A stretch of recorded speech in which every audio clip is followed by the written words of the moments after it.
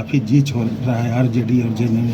यही समझ लीजिए कि हम लोग एनडीए में कितना इंटैक्ट है कि एक समय में सब अपना काम कर लिया और वो लोग अभी तीसरा बार कर रहे हैं। तो पहले ही तो ऐसा काम कर रहे हैं, तो आप जोड़िए कि उनका सुपड़ा साफ होने वाला है, एनडीए की वहाँ बहुमत सरकार बनने वाली है।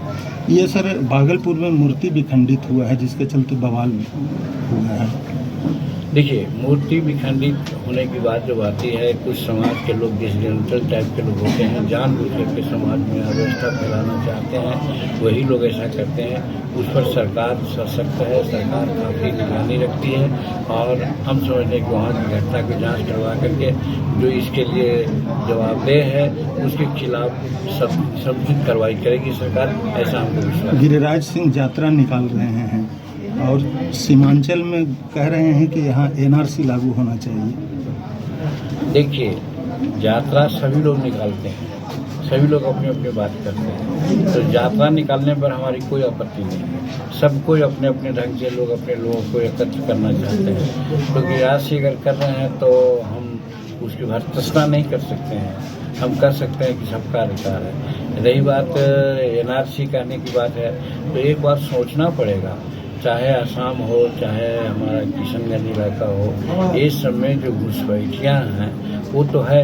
कहा गया, सुप्रीम कोर्ट ने भी कहा कि 1971 के पहले अगर जो लोग हैं उनको हम लोग वहाँ के नागरिक मानते हैं, 1971 के बाद जो लोग आए हैं वो घुसपैठी हैं। तो देखिए, अननेसेसरी बाहर के लोग आकर के मणिपुर में घटना घटा रहे हैं, आसाम को डिस्टर्ब करने का कोशिश किया, हमारे सीमांचल को भी कोशिश करने का बात किया। तो ये कौम की बात नहीं है, ये अपराधी तत्व की बात है।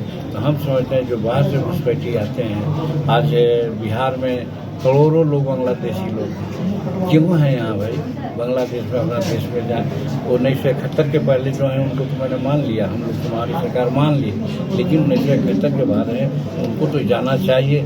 वैसी परिस्थिति में एनआरसी की बात करते हैं गिरिराज सिंह जी, तो हम समझते हैं कोई गलत नहीं करते। सर, इमामगंज में जीत के प्रति कितना आश्वस्त हैं? 100%, क्योंकि काम वहाँ मेरा किया हुआ है। 10 साल में जहाँ पहले रोज मर्डर होता था, रोज एक दूसरे को केस से फंसाते थे, रात में नींद नहीं आती थी लोगों को, तो 9 वर्षों में वहाँ पर शांति काम किया।